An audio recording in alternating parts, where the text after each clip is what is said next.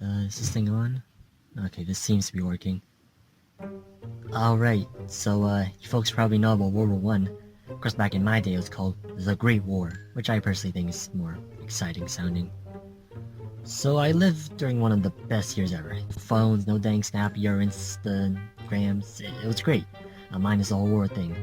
Yeah, that was pretty frightening to be a part of it during the time, but you people will never understand the fear, fighting, and bravery of the war.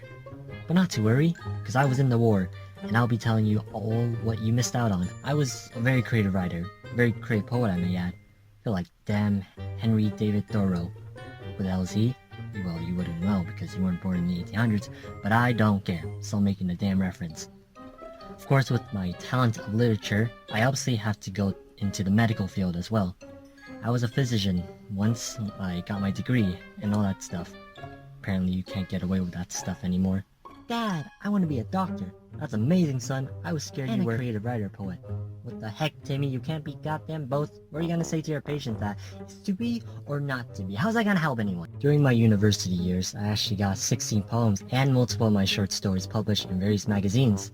I worked effortlessly in order to achieve both my dream as a poet and physician. And they weren't the most common two that could work together, but I took that risk anyway.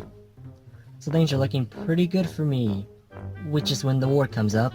I was on my vacation, going down to England on a ship bound. Yeah, I was in the zone. Nothing could possibly ruin this moment. Ah, never mind. Now I could have ignored all of the warnings of violence and just go on with my life, but you know what? I wanted to help. I didn't just want to sit around anymore and watch everyone plummet to the ground. I would take that risk. I knew, even not as a fighter, of all the mental risks towards this choice. Excuse me, sir, are you the author of... Ah, gee, we haven't had this kind of big global war in a while now, eh? I feel like they need a better policy than your name is picked out of a hat, and then you go to war. Well, his name was chosen pretty quickly. World War One was for certain an experience. I know people don't usually go and say, offer me a position in the war, or I'll, because it's to be or not to be. That is the question. Can't you? Fine, good enough. Wait, really? We've literally been recruiting people not even in adulthood yet for the war. Don't you have to be over 18? Yeah, but everyone lies about their age, just so that they can go to war. If they look old enough, they're going in, and if they regretted their decision, well, that's their damn problem. Anyway, you're a doctor here. Get on with it. Might be sitting there thinking, well, you're lucky you didn't get to fight in the war. This must have been so easy for you, Mr. Tough Guy. Okay, well, no. I think first you should check your sources before you assume something like that. And being a medical service on the battlefield wasn't anything easy. It was horrifying as hell. It's not like I was in a safe spot the entire time. I had to go everywhere. Still got a photo of the horse I had to transport on to help all across the battlefield. I had to go to all the places and save soldiers while there were bombs, guns, and goddamn airplanes to shoot out of the air before they could drop bombs or hear on our conversations. You know what would be cool if we could literally take stuff that happens in our life and talk about it for a living, Alexis? No, not really. Why not? What seems like it would be pretty boring.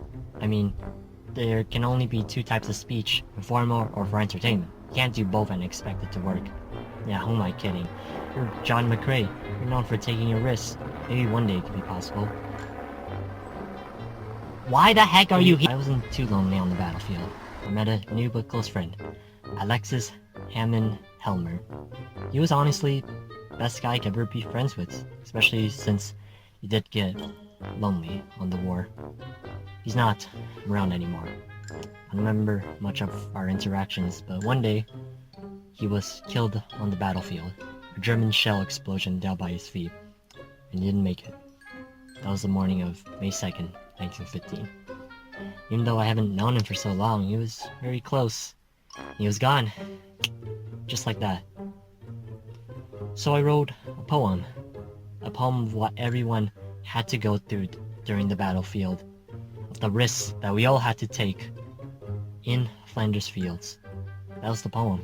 I may have suffered a lot mentally during the war, but I needed to tell people what we had to go through, especially since soldiers weren't as expected compared to nowadays. At least for me. My poems never touched the hearts of many during the time, only shown in the corner of the damn newspaper. Oh, come on, stupid, unappreciated brats. Probably wasn't the same for all the soldiers. This was just what I personally experienced. And I sadly passed away on January 28, 1918. And my life had ended. But hey, at least now I know how much my poem has grown. I always get a little bit teary seeing my words being read out during every Remembrance Day. I'm glad in the end, with all the risks I took, I was able to save and help my peers during the war, but I wouldn't have been able to communicate these feelings of how everyone was scared during the war without my creative writing skills. I hope this will help others if there's ever another war one day, being able to take risks, hope within the war, while also raising the respect and mental and physical effects from the battlefield. But at least I'm here with Alexis now. I still think you can't just talk about your issues to a camera, dude. Ha, yeah, I still don't care.